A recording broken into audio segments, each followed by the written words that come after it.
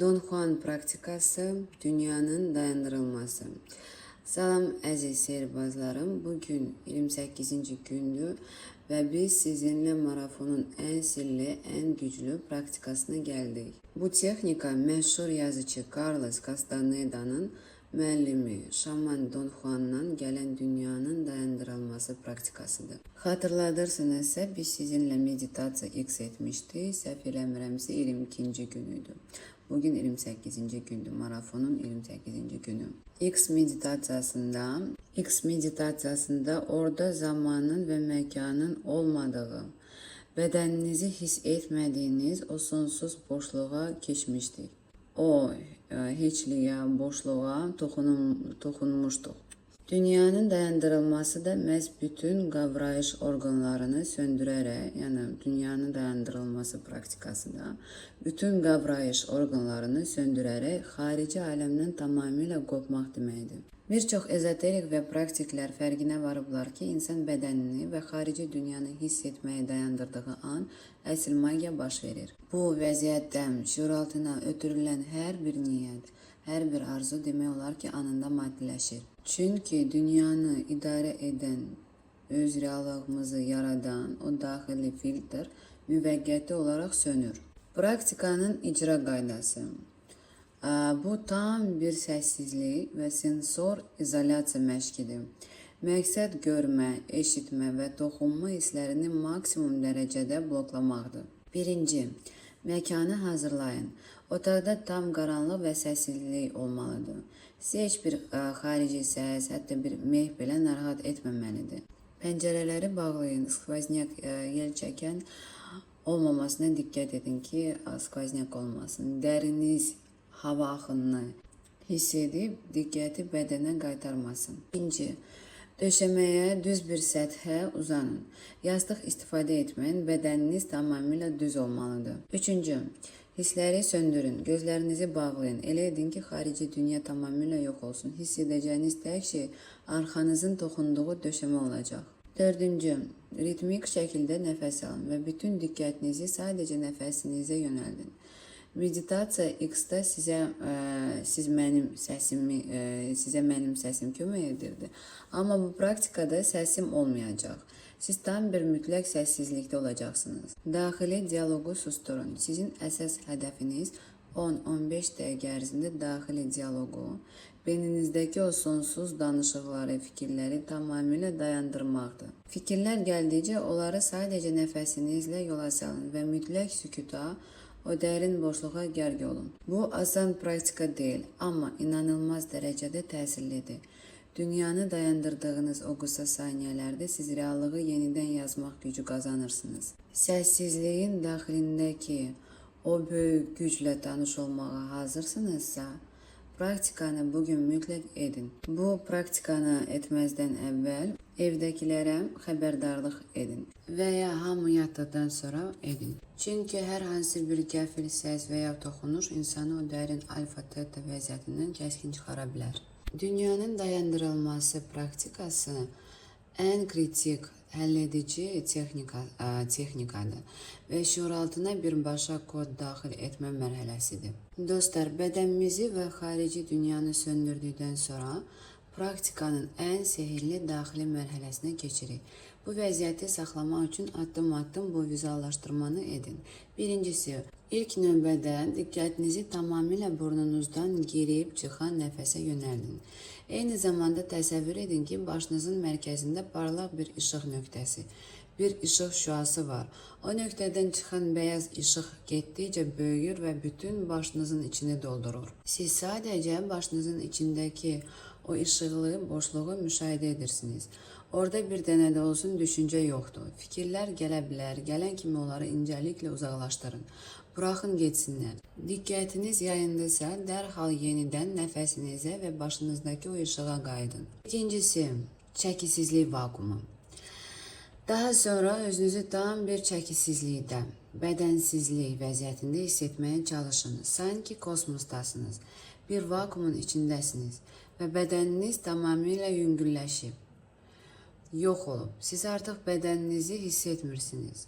Mən özüm bu çəkisizliyi təsəvvür edəndə bədənim avtomatik olaraq tamamilə sönür. Üçüncü, şuuraltına qəti əmr, niyyətin maddiləşməsi. Bax, bura ən vacib məqamdır. Siz o ağılsızlıq vəziyyətində olanda, ağılsızlıq vəziyyəti nədir? Ruslar buna ne deyir, vne uma. Yəni, siz beyninizin içində deyirsiniz də, yəni özünüzü kənardan müşahidə edirsiniz, beyninizin içində deyirsiniz, kənardan müşahidə edirsiniz.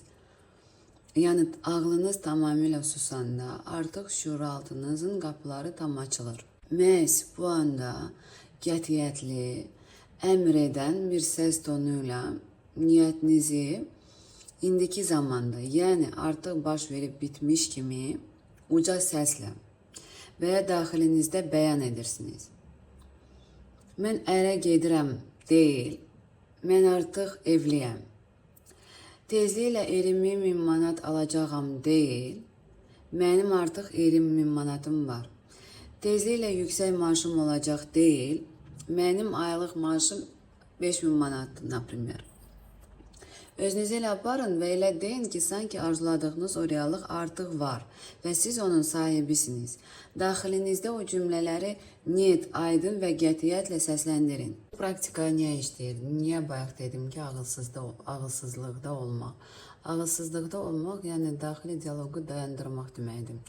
Daxili dialoqu dayandırmaq ideyası ilə əlaqələndirilir də bu praktika, ağılsızlıq. Yəni, insan beynində özü ilə dayanmadan danışmağa azaldır və dünyanı daha birbaşa qavramağa başlayır. Bu praktika nədir? Yəni, ağlın xaricində olmaq və ya zehnindən kənar. Bu da beynin sönməsi deməkdir. Yəni, bu nə deməkdir? Bloklamaq, beyni söndürmək. Daha çox yəni belədir. Ağıl var, amma hər saniyə hər şey o nəzarət etmir. Bir sözlə, ağılın xaricində olmaq. Bu daha az düşüncə, səsküydür. Daha az düşüncə, səsküy, daha çox anda olmaq və hiss etməkdir. Niyə bu praktika işləyir? Bu praktikanın sirri məhz 5-10 dəqiqəlik mütləq səssizlikdədir. Bunun sirri 5-10 dəqiqəlik mütləq səssizlikdədir. Beyin düşünməyi dayandıranda şübhələr, qorxular və bu necə olacaq sualları yox olur. Siz tam o boşluq anında şuuraltına əmri verdiyiniz üçün o bu əmri birbaşa reallığa çevirməyə başlayır. 5-10 dəqiqə beyninizi susturdunuz, əmri verdiniz və salam. İndi yavaş-yavaş rahatca o vəziyyətdən çıxa bilərsiniz. Möcüzə artıq işə düşdü. Dəki, əmri verəndə səsinizdə heç bir yalvarış və ya istək tonu olmasın. Bu tam bir, mən bəyan edirəm və bu belədir, duruş olmalıdır.